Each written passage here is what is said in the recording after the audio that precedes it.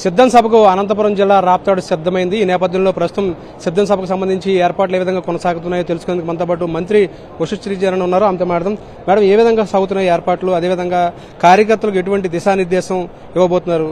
ముఖ్యమంత్రి గారి రాక కోసం మీరు అందరూ ఏ విధంగా వేచి చూస్తున్నారు? ఈరోజు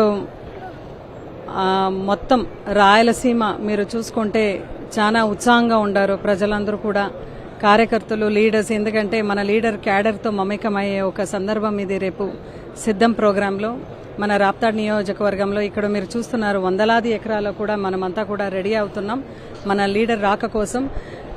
నిజంగా గతంలో జరిగిన బిమిలిలో కూడా సిద్ధం సభ జరిగింది, ఏలూరులో కూడా సిద్ధం సభ జరిగింది.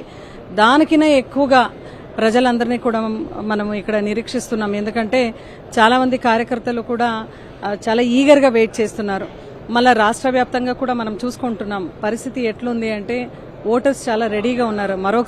ఇంకొకసారి మన ముఖ్యమంత్రి గారిని భారీ మెజారిటీతో ముఖ్యమంత్రిగా చేసుకునేలా కూర్చోపెట్టాలి అనే ఆ పదవిలో అని ప్రజలందరూ కూడా రెడీ అయినారు. ఆ ఒక నేపథ్యంలో కూడా రాయలసీమ మొత్తం ప్రాంతం ఎమ్మెల్యేస్ కానీ ఎంపీస్, ఎమ్మెల్యేస్, ప్రతి ఒక్క పబ్లిక్ రిప్రజెంటేటివ్ కూడా చాలా ఉత్సాహంతో పనిచేసి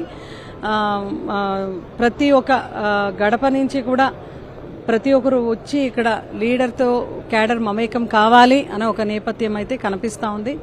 నిజంగా పరిస్థితి చూసుకుంటుంటే ఈసారి మనం ఎప్పుడు కూడా మన నాయకుడు జగన్మోహన్ రెడ్డి గారు చెప్తూ ఉంటారు, వై నాట్ 175కు 175 అని. ఖచ్చితంగా ఈ వేలాది ఎకరాలు లక్షలాది మంది రేపు కలుస్తారు. ఈ ఉమ్మడి గత అనంతపూర్లో గత ఉమ్మడి ఆంధ్రప్రదేశ్లో కూడా ఎప్పుడూ ఇలాంటి ఒక సభ జరిగి ఉండదు. అటువంటి సభ మనం రేపు చూడబోతున్నాం ఈ రాప్తాడ్ నియోజకవర్గంలో. నిజంగా ప్రతిపక్షాలు అయితే ఇప్పటికే తలపట్టుకుంటున్నారు, ఏం చేయాలి అనే ఒక చాలా భయం అయితే వాళ్ళు ప్రతి నియోజకవర్గంలో కనిపిస్తూ ఉంది. ఈ సభ అయితే ఇట్ ఈజ్ నా భూతో నా భవిష్యత్ లాగా ఖచ్చితంగా రాప్తాడ్లో జరుగుతుంది. రా కదిలరా అంటూ చంద్రబాబు నాయుడు చేస్తున్న సభలకు పెద్దగా జనాలు ఎవరు రావట్లేదు, కుర్చీలన్నీ ఖాళీ కనిపిస్తున్నాయి. ఎక్కడికి వెళ్ళినప్పటికీ కూడా కార్యకర్తలు సైతం ఆ పార్టీని తిరస్కరించే పరిస్థితి కనిపిస్తున్నాయి. అటువంటి సందర్భంలో ముఖ్యమంత్రి నిర్వహిస్తున్న ఈ సిద్ధం సభలకు పెద్ద ఎత్తున వచ్చిన జనాన్ని చూసి వాళ్ళు చేస్తున్న అంటే ఆ పార్టీ పరిస్థితి ఎలా ఉందనుకుంటున్నారు? ఇప్పుడు మనము చూస్తున్నాం రాష్ట్ర వ్యాప్తంగా రా కదిలిరా అన్న ప్రోగ్రాం మనం చూస్తుంటే అక్కడ చంద్రబాబు నాయుడు గారు మైక్ తీసుకుంటున్నారు. 2014 నుంచి 19 వరకు మీరు ఏం చేసినారు, ప్రజలకి ఏం మేనిఫెస్టో అందజేసినారు అనేది చెప్పాలి.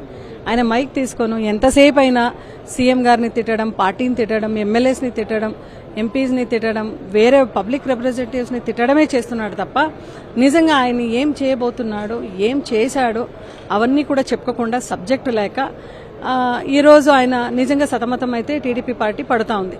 ఇంకా జనాల పరిస్థితి ఎట్లుంది అంటే జనాలు ఎటువైపు ఉంటారంటే నిజంగా ప్రతి ఇంటికి కూడా మనసాక్షితో, ట్రాన్స్పరెన్సీతో, వాలంటీర్ మళ్ళా సెక్రటేరియట్ వ్యవస్థతో ప్రతి ఇంటికి కూడా వాళ్ళు మనకు ఓటు వేసినారో లేదా అనే ఒక ఇది కూడా కొలమానం కూడా సార్ తీసుకోలేదు జగన్ సార్. అందరికీ సంక్షేమ పథకాలు ఇస్తున్నాం, అభివృద్ధి కూడా ప్రతి పంచాయతీ వారీగా కూడా జరుగుతూ ఉంది.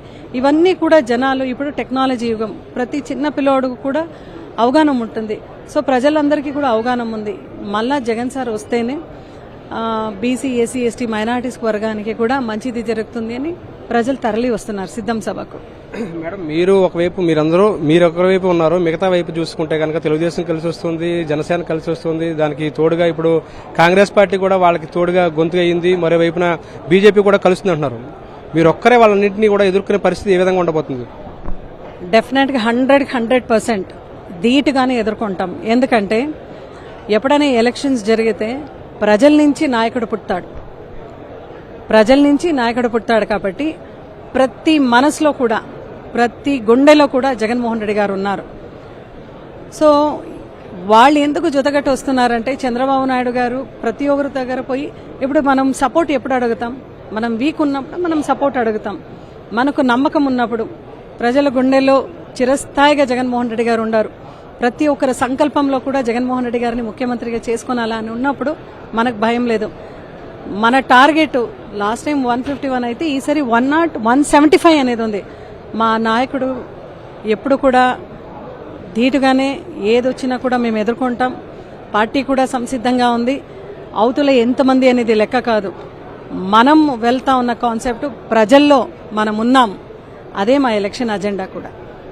ప్రజల్లో మేము ఉన్నాము, అదేవిధంగా మేము సంక్షేమ పథకాలే మా గెలుపుకు దిశానిర్దేశం చేస్తాయి. రాబోయే ఎన్నికల్లో 175కి 175 స్థానాలు కూడా గెలుపొందుతామనేది మంత్రి ఉషశ్రీ చరణ్ చెప్తున్నారు. దీంతో పాటు ప్రతిపక్షాలు వీక్ గా ఉన్నాయి కాబట్టి అన్ని కలిసి వస్తున్నాయి, కానీ మేము చాలా బలంగా ఉన్నాము, ప్రజల్లో ఉన్నామని కూడా ఆమె చెప్తున్నారు. వీడియో జర్నలిస్ట్ శేఖర్తో కలిసి వినాయకరావు, సాక్షి టీవీ, రాప్తాడు సిద్ధం సభ నుంచి.